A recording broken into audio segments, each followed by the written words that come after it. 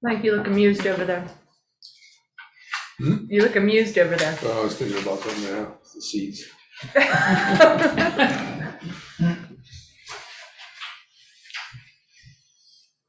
What you know?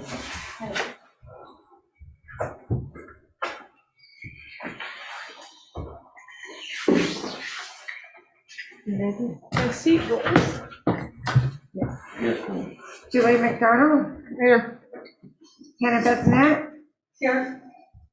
Jim Seeds, Here. Noah Schoonover, Here. Michael Camden, Here. Chanel McKinley, Here. Timothy O'Connor.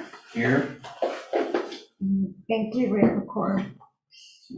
moving on, duly elected officials.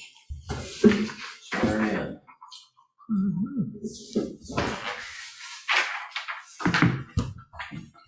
If you all would stand and raise your right hand, please. I do solemnly swear that I will support and defend the Constitution of the United States of America, the Constitution and the laws of the state of Alaska, and the charter and ordinances of the city of Craig, that I will perform the duties of the city of Craig, Alaska, upon which I am about to enter honestly, faithfully, and impartially, and will do even and exact justice to all persons to the best of my ability. Yes. James C. Hannah Besnett. Yes. Mayor O'Connor. Yes, ma'am. Thank you.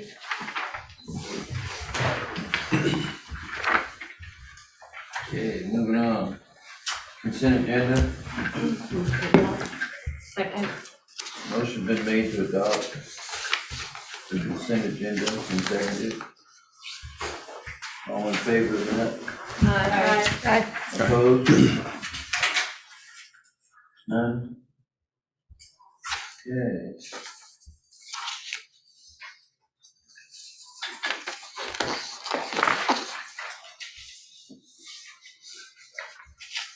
That least thing gonna come up later, Jim?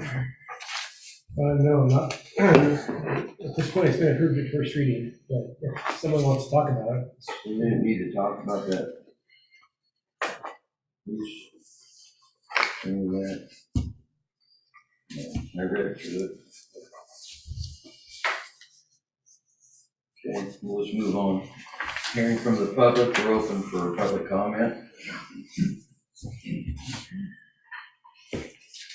We have no public on the teleconference line.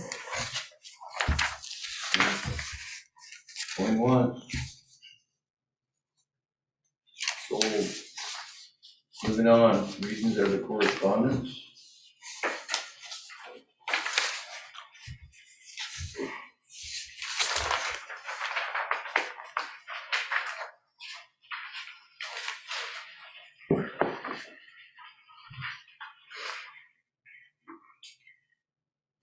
Do you have any comments on that? No, I think the letter's appropriate. It's good.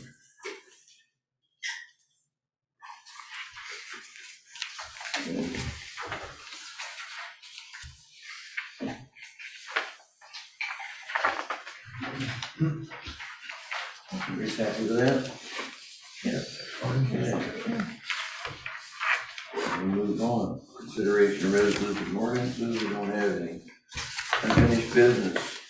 Consider response to Ketchikan Humane Society letter.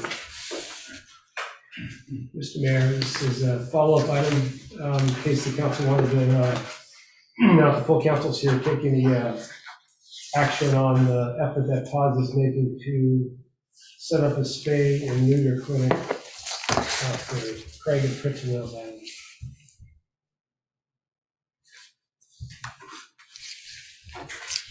There is a letter from, recent letter from PAWS and kind of updating the council from the last meeting.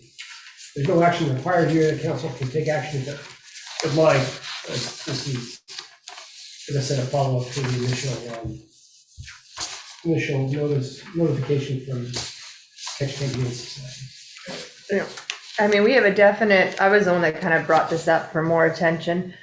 We have a definite problem with unwanted animals and abandoned animals, which the spay and neuter would be great, as a long-term solution.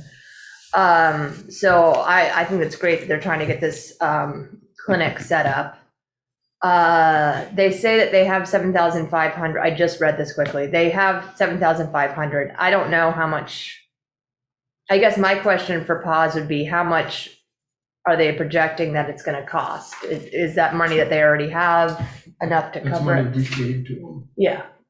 COVID money we gave them is what it Yeah. said in the letter, but now they're requesting additional. It doesn't say that in here. It says, I do not have any dates or figures of any sorts. Pause has the grant yet to spend. So, I mean, I don't know I've never run a spay and neuter clinic. I don't know if it's gonna cost 5,000 or 10,000, I don't know what to guess. So it would be nice to know, I would like to know more when she has dates and figures, is my first thought. But then we also secondly have the problem of people with, sick animals or animals. We used to have an agreement with Nene. Remember the vet that you would come over? Michelle, her last name will come to me. Hoffman. She used to be authorized to put an animal down. She had it worked out. So I know you can make an agreement and go through training and have people. We have 3 pharmacists on this island that have all indicated a desire and willingness to help with putting animals down. But I would like to see, maybe when this person comes, this Amber, if we could reach some kind of agreement, because if your animal is sick and dying, trying to fly it over when it's already sick and dying, that's just traumatizing. I know people just shoot them out here, but you get attached to your pet, that's a little hard to think about. So anyways, I'd like to see that also something that we work towards. Well, in their letter, they're requesting the communities on Prince of Wales to kick in and supply them to the tune of $3,000 a month to help them out. The Humane Society you're talking about? Yes. Okay, there's 2 different things though. There's the Pause doesn't appear to me to be asking for money. They're letting us know that they reached out, they got a hold of this Amber lady, and they might have a clinic, which sounds awesome. What I'm getting, the Humane Society asked for money, but then when Pause reached out to them, they said they don't want money, they want to spay and neuter clinic on their island. Yeah, they probably just Oh, don't it want says- somebody taken in. It says at the bottom of her letter that they'd like us to contribute more. I hope the city of Craig will continue to contribute funds or contribute funding towards the cost of space. I think she means, I took that to mean, and maybe, again, I read this quickly, I just got in last night, so I think that means future ones. Future contributions. I think she's saying that we still have the 7,500, and then, I hope the city would like to contribute funding. Okay. Well, I guess we could just reach out to her and have her let us know. I guess I would like to bring it back up when we actually have dates and costs. Right, that's fine, but then we're giving them money for Craig stuff. Well, and We're not giving them money for Kowalk and Thorn Bay and Coffin Cove and Nockety stuff. Those people need to start taking care of themselves. Well, let's say she comes back and says it's 10,000 or something. Then my question for her would be, well, can you ask the city of Thorn Bay for 500 and Kowalk for 500? You know what I mean? Let's make this I agree, it shouldn't I have just no be problem Craig. helping out in Craig a couple of times, but, we provide the space and we provide heat lamps down there and electricity and water.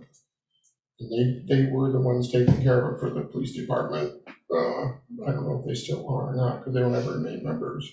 Yeah, Pilar does still She's help still out.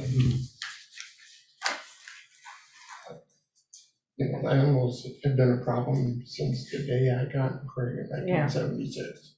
Yeah. Nobody. And did not take realistically, care of that. people bring animals from other communities and dump them in Craig too. So it does benefit us to have, the spay and neuter is the long-term help. So you'd like staff to contact PAWS for some definitive dates? Yeah, just ask her if she can please get back to us when she has dates and costs. And ask her to arrange for Dr. Hinson to get together with you and the other pharmacists when she's here. Yeah, I mean, and I would have Michelle come too, but I don't know if it's just because I'm in the pharmacy, but I have people come all the time. They're like, what can I do to put my dog down? And I'm like, I can't help you. So, Believe it or not, I think it's more trauma for some dogs to have their legs shaved and 2 injections than it is to do it the other way. I prefer the other way myself. oh, I just can't think about it. I can't You know, either. it's not a pleasant thing to do. I know It's you're not- right. I know you're right. It's not but- pleasant at all, but you gotta think about the animals sometimes. Yeah, I mean, but who does that? I couldn't do that to my own animal, and I couldn't just like ask some random person on the street, hey, can you take my dog out?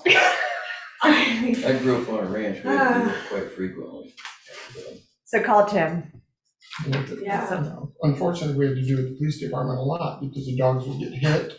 Yeah. Just like in the old days, there was no flying, nobody had $5,000 or $10,000 to get a dog's leg amputated. Yeah. You learn how to do it properly. It's a very simple and humane thing. It's never fun. Believe me, I love animals. Yeah. So But I call don't the like- Craig PD. I don't like suffering animals at all. When they're suffering, it's like, That's worse than having to take them out of the misery. I had one hit in front of my house today. Oof. Yeah, I'm glad it wasn't mine. And then I go running outside because the dog yip and I'm cooking my breakfast, forget to turn the eggs off. Come back in 10 minutes later, and my house is the most smelly thing I've ever been in. Oh, I bet. I have 10 things of baking soda in my carpet all over my house, hoping that maybe I don't have to throw all my carpet away. Mm. And I'm really mad because my smoke detectors, only one of them worked, and they're all new. That's how I We found have out mine new didn't work. I just put all new ones in. But I bought, because you buy multiple kinds, Batteries. only the one, no, the battery, they all test. But I have one that, there's some of them that do smoke and some of them that do particulate. The ones that, there was only one out of the 3 that went off. Maybe they didn't like eggs. Something, no, I didn't like eggs either, the way my house smelled, believe me. Mm.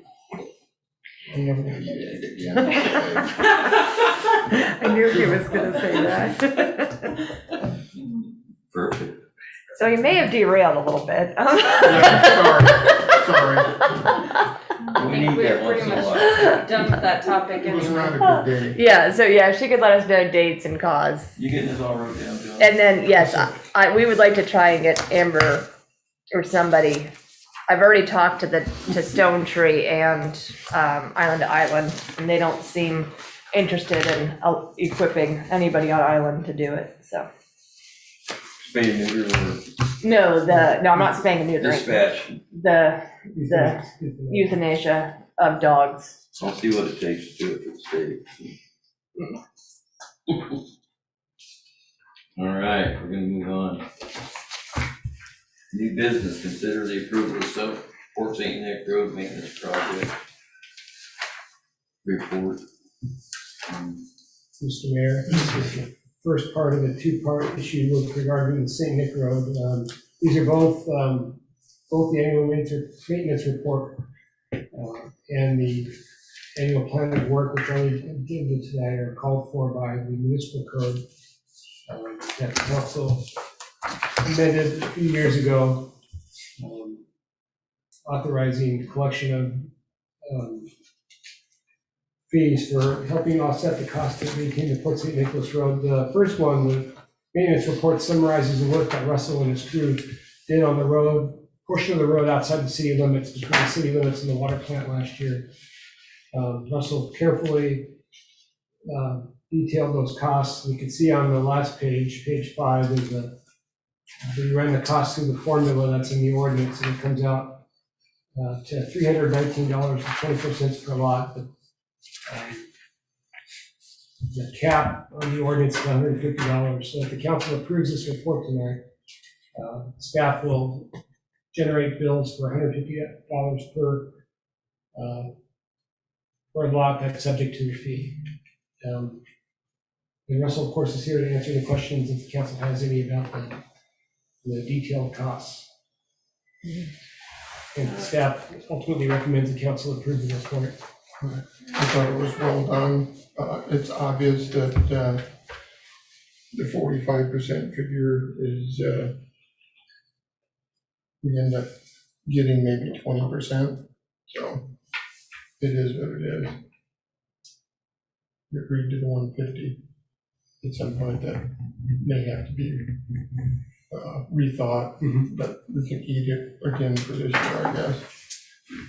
I would say that we collect this 150 a year every year, despite what the numbers say, until we could build a pool that covers for this excess spending that we had to endure last year, because we're gonna take us 2 years or 3 years at this rate, even collecting 150 a month to cover our losses on this.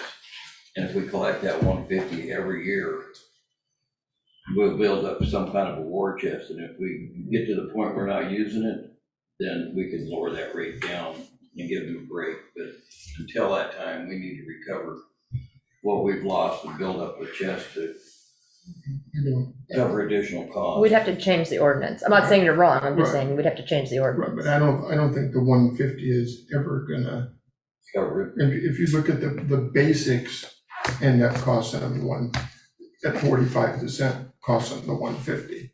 And we're never gonna go below the basics, is my opinion. What do you think, Russell?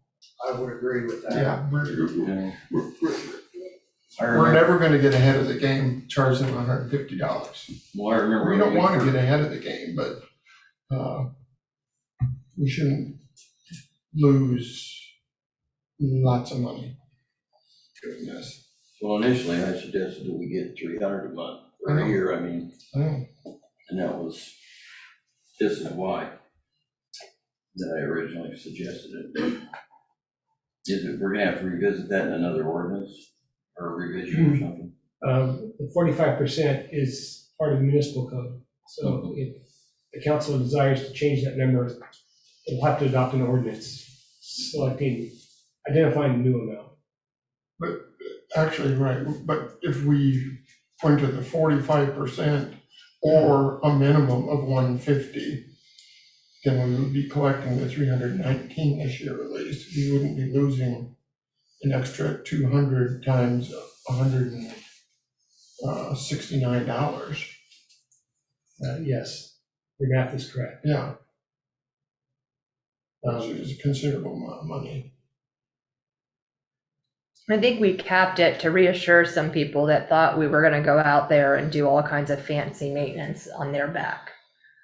And they wanted a number that they could bank. There were some people that were on fixed income that were saying, I need to know what this number is gonna be so I can account for it. So that's why we put that cap in there. And No, it's I remember. it's worth reminding that the 45% was put there in part because there are other road users apart from those lot owners at St. Nick. So, I mean, the cap is one issue, the 45% is another. The 45% has a stronger justification in my mind. Remembering the process we went through, council went through to adopt the ordinance and it being upheld in court. I remember the judge pointing to the 45% as sort of an integral part of the formula that, I don't know that if the 45% hadn't been there, the judge would have ruled differently, but it was part of what supported his decision to uphold the ordinance that the city and the council adopted. Right.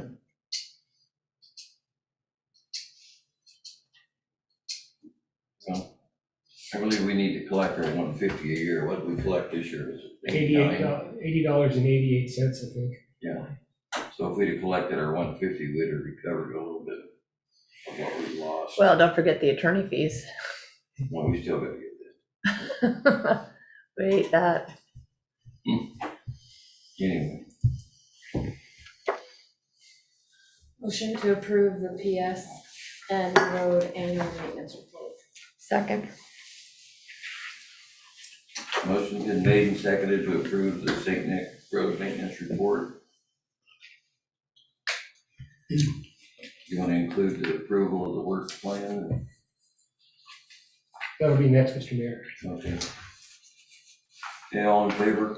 Aye. Opposed? None. Consider approval of FY 22 Fort St. Nick Road Annual Plan of Work. Open for discussion? Mr. Mayor, Yes, sir. there is a typo in here. I made a typographical error on the second paragraph of my cover memo. Where it says October 14th meeting, it should be the 21st.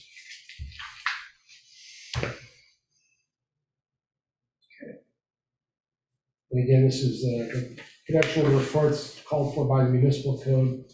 My thanks to Russell, as with the maintenance report for preparing the plan of work, and we're both prepared to answer questions if there are any.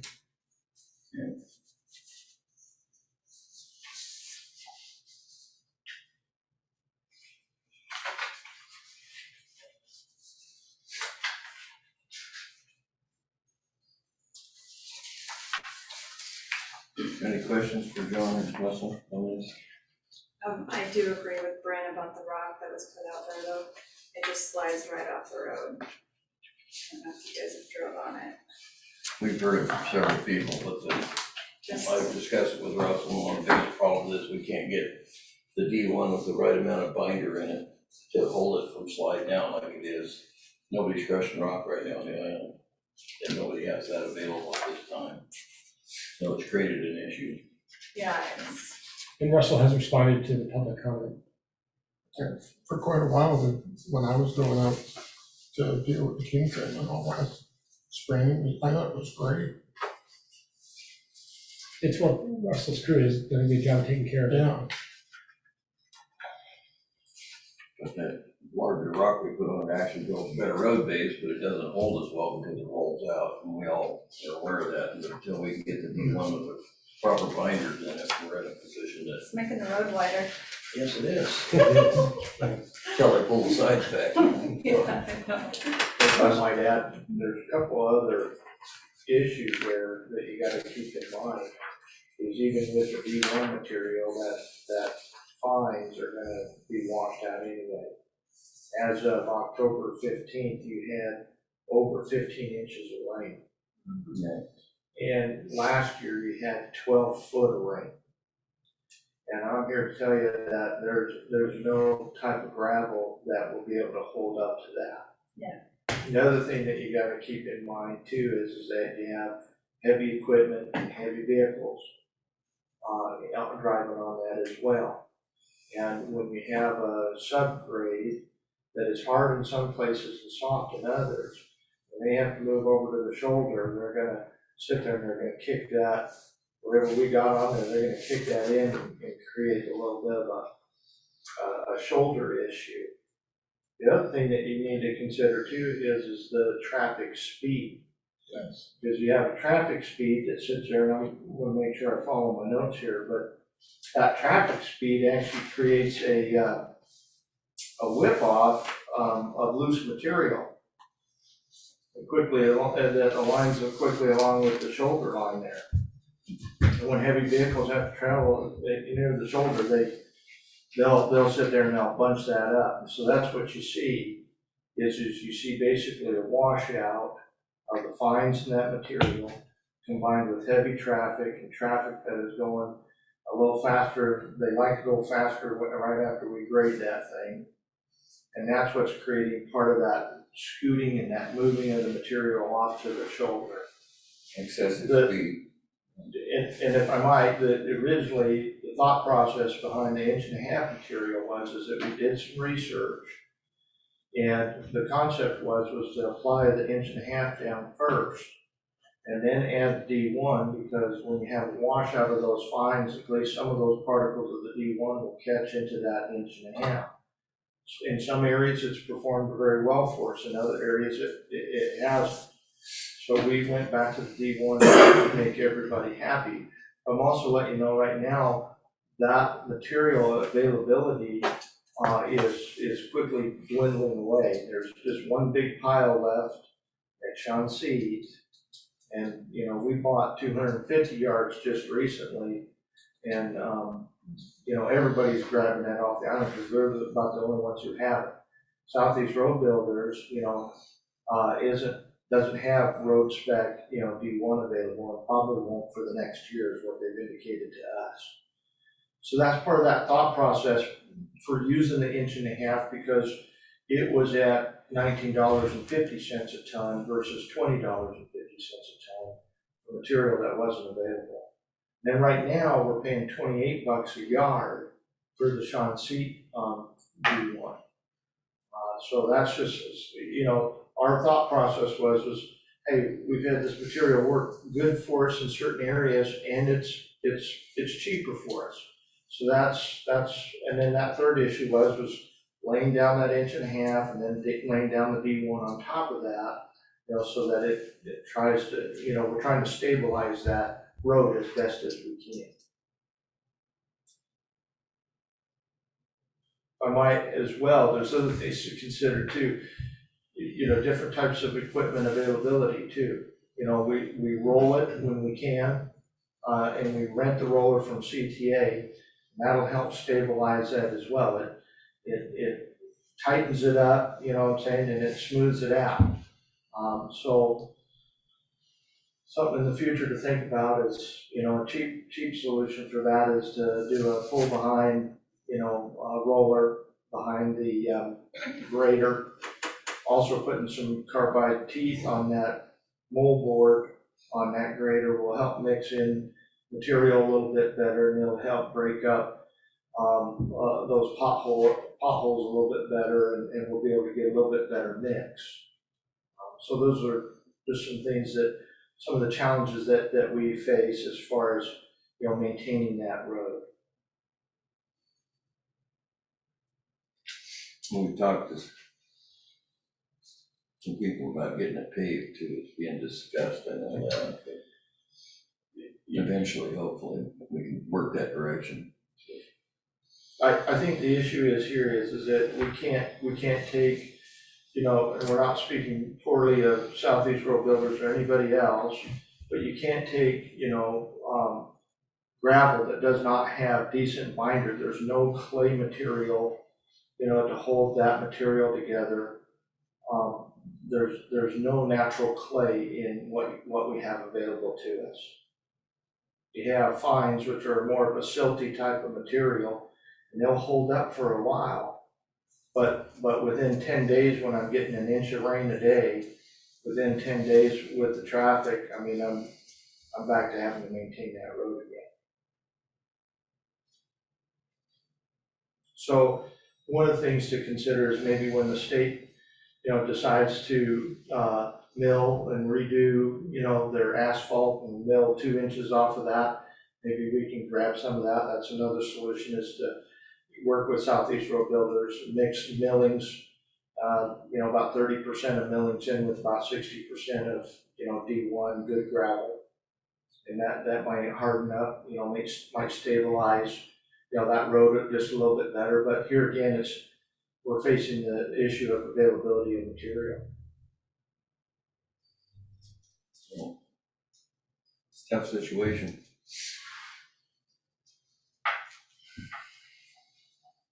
Okay. Any more comments on that? Mr. Mayor, Yes, sir. I know we hadn't been in discussions with the tribe, is that what you're referring to in terms of trying to, find some funding to complete that? Yeah, CTA was talking about it with us, weren't they? They were, on a couple of occasions, we've written letters of support, and they tell me that they've attempted to secure grant funding to rebuild and then pay over the top, but have not been able to secure the grant yet.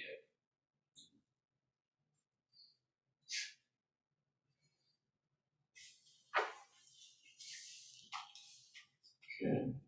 Mr. Mayor, I make a motion that we adopt the annual plan of work as presented by staff. Second. Motion been made and seconded to consider the approval of FY 2022 Fort St. Nick Road annual plan of work. All in favor? Aye. Opposed? None? Thank you. Thank you, Jim. Consider the Alaska Redistricting Board preference comment letter. Everybody picked out the one they want? Either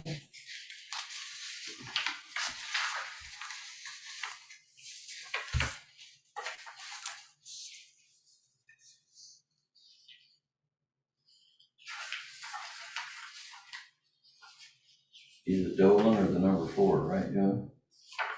Well, there are some that are run close together. In the end, I would incline to the two plans the board has passed, but I think the Doyon plan is a reasonable substitute for that. If the council has a preference, the only thing that we should definitely, shouldn't be the only thing, the council should direct staff to comment to make sure that our Senate district is made up of 2 Southeast Alaska House districts. That's called for as guidance in the state constitution, but the redistricting board does have the ability to do something different for some unexpected reason. Between Yakutat and Cape Shacken, there's basically 4 House districts worth of population, and there's no reason in the world that the 2 Senate districts shouldn't come out of the 4 House districts in Southeast Alaska. I don't want to go back to where we were paired in a Senate district with Arctic Village and Lower Yukon communities. Not that they're bad partners, it's just that we don't have the kind of commonality between us and them that would justify sharing the senator. I agree.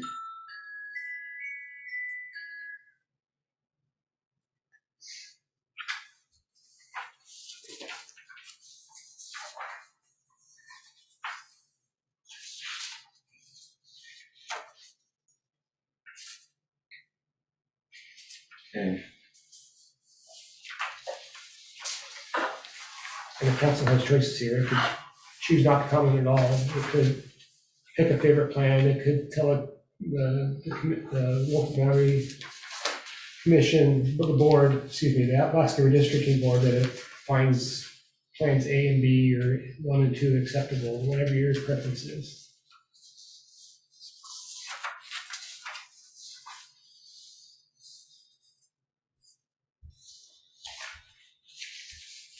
I'd like to see POW stay together. It just makes sense to me when we have POWCAC and things like that going on. It's like, so, you see that both of the board plans And the Doyon plan. keep us that way, so. Yeah. And you do have a really good point with the 2 Senate things need to come out of Southeast. Big time, so that comment needs to be added in there too.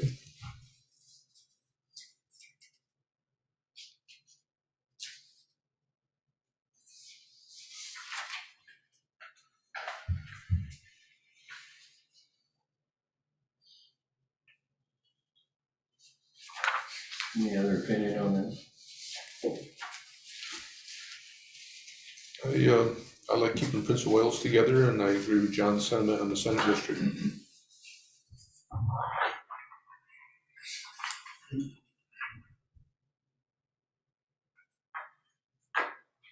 Did POWCAT make a comment on this? I haven't asked about this. I haven't called them together for a few minutes.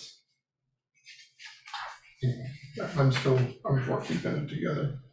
Where this will go. What do you think, Andy? Looks great.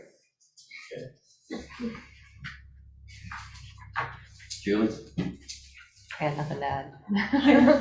We'll go with your idea, John. All right, so just for clarity's sake, to make sure I have this right, the city I'll write a letter to the redistricting board stating that the city favors retaining Prince of Wales in the single house district, all of Prince of Wales in the single house district, and adding that this 2 Senate districts for Southeast Alaska be formed out of the 4 house districts. Yes? Yes. Yes. Yeah. Perfect, yep. All in favor, yes. Yep. Yes.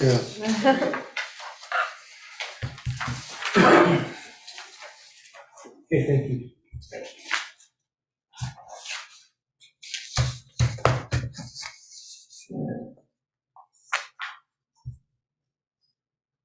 We had a request to go into executive session at this time. Mr. Mayor, excuse me real quick. I thought Bill is here and, he has a demonstration piece before you go into executive session, if you would like to see that. Okay. Go ahead, Russell. I didn't see it on the agenda, so. It's not on the agenda. These are the new Kodiak cans. Mr. C saw those earlier. They're very resistant. They're not completely bear proof as far as give a bear enough time. But these are the 96 gallon. They have simply a lever here that opens them up. And then they lock, and they can't unlock unless they're completely dumped upside down. So they're the only cans that are fully automated that our side load truck can pick up. So this is great. Cool. Yeah. How much are they a can? Pardon? How much are they a can? I think they're pretty spendy. I'd have to look at the price. And is that size a residential size or? This I would propose as a residential size. Ooh. This company makes a 64 gallon can, but Which is smaller than that. it's just smaller than this one. Correct. But most people, from what I've seen in town, most of them are blowing out their 48 gallon cans and close to blowing out their 64 gallon cans. But anyway, we have 100 of these, and we've already put out 25 of these in Tanner Crab, which is a bear-prone area, and we're going to test them and see how they work over this next year. And if they perform well for us, we'll be coming to the city council to see if we can get some more. Can you demonstrate like you are a bear trying to get into it for us? Well, I already kind of did. I tossed it around the room earlier this morning and tested it. We took our truck, we tested it, made sure that it emptied when it was fully upside down, and it did. And what's nice is that if the locking mechanism, for any reason, does not work, all we have to do is we can just simply pull them out. Oh, that is really nice. And just replace them within a few seconds. So that's one thing that I liked about them as well. Did the company say if usually the locking mechanism does get damaged quite a bit, or is it pretty resistant? These, when I did the research for these cans, I went back to Montana. From Montana, I went to Montana, Wyoming, and Idaho, and I talked to Republic and Waste Management Systems, and this is the can that they recommended. Republic has been using these for 12 to 13 years already, and this is the can that they prefer. The only issue that they said with the locking mechanism is when it gets down to about 20 below zero, with a few freezing conditions, it doesn't quite operate the way that it does.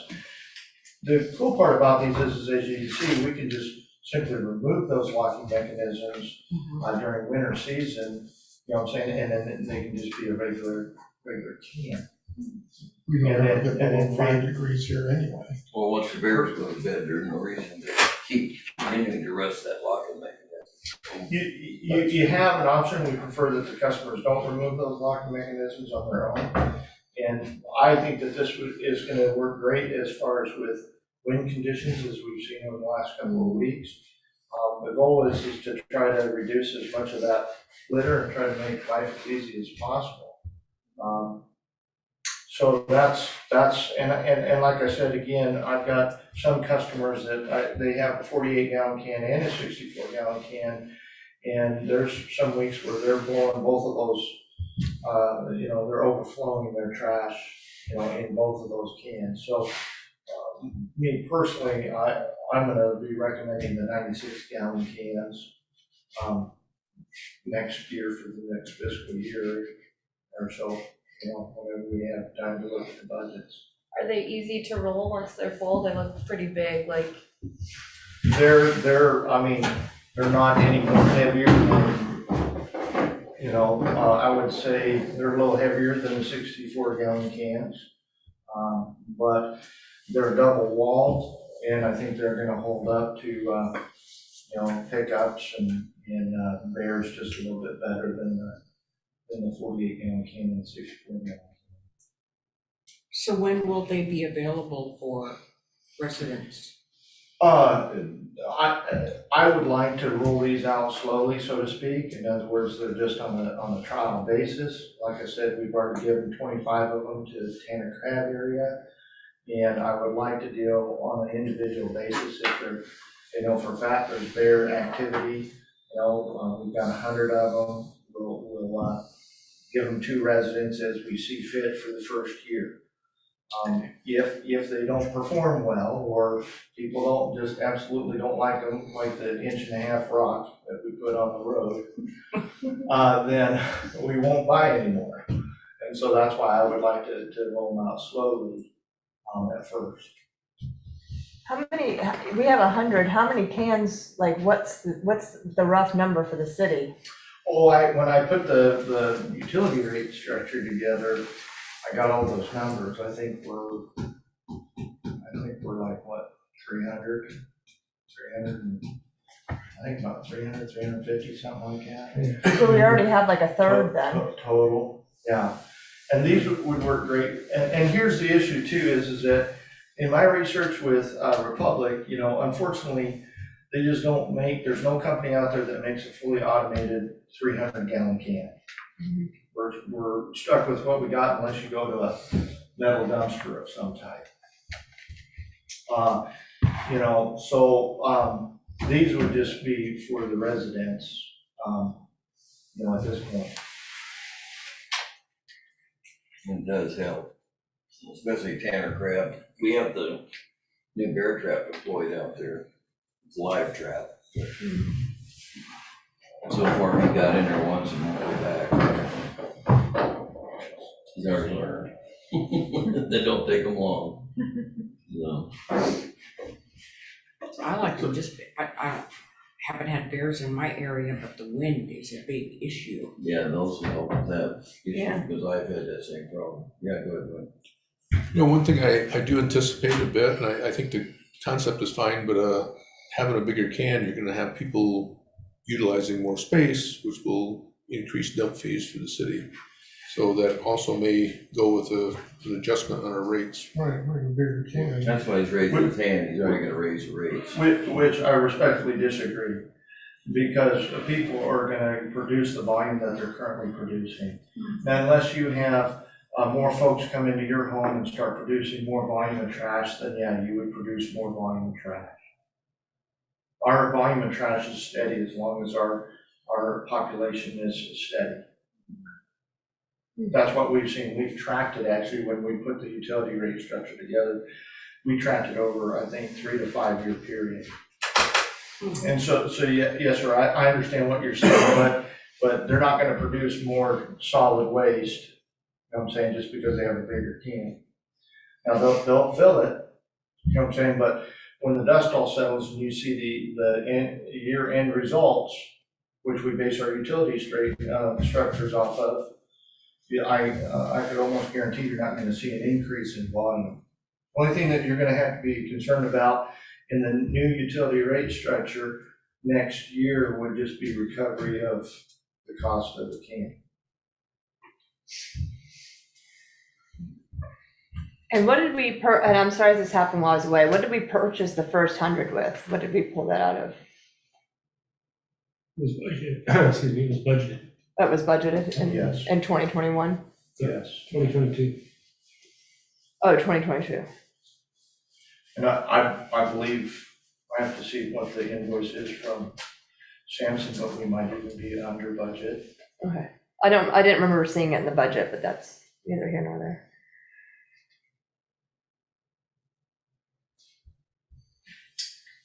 Nice, thank you. Yes, thank you. Everybody. I think you should climb in and we should wheel him out for dramatic exit. Sounds like you're about it. Get on it, Julie. Yeah. I guess we'll head into the executive thing. Oh, sorry, Mike. Council comments? First, go. Yeah, two things. Mindy Trezell passed away recently. She was a longtime employee at our high school and highly regarded there. And then Jean Bland from Heidelberg, who's been very active It's Debbie in Trizell. Island. Debbie Trizell. Excuse me, Debbie. Yeah. Thanks. Yeah, I was, Yeah, I'm sorry about that. Debbie Trezell. But, you know, he said a longtime employee at the high school and very, you know, well liked up there. And then Jean Bland from Heidelberg, who had been very active in Powcac and other island community or island and community activities. And I just recognize both of those people for their involvement in their island-wide communities. Thanks for helping me with that. Who's the little gal in the wheelchair that just? Yours. I was there yesterday. She When they brought her in, she was okay. Yeah, oh, I didn't know Just that. must have happened right yeah, after just we like left. a day or two It ago. was weird. This morning, I thought. This It wasn't morning. this morning, because yesterday afternoon, she Yeah. seemed pretty good. A day or so together. Oh. Yeah, she was hell on wheels, wasn't Mm-hmm. Yeah. she? Literally. She'll be missed. Okay, is that your council comments for the night?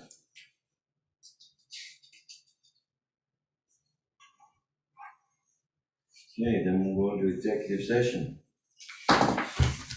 If anyone is on the phone, we are hanging up. Thank you for attending. Mr. Mayor, move into executive session requires a motion during the public session. Okay, Okay, I move that we move into executive session for purposes of discussing personnel matters related to resignation of the city administrator. Second. well, it's been made and seconded to go into the executive session to discuss the matters of pertaining to the city administrator resignation. It is right now. And all in favor? All in favor? Hi. Aye. Opposed?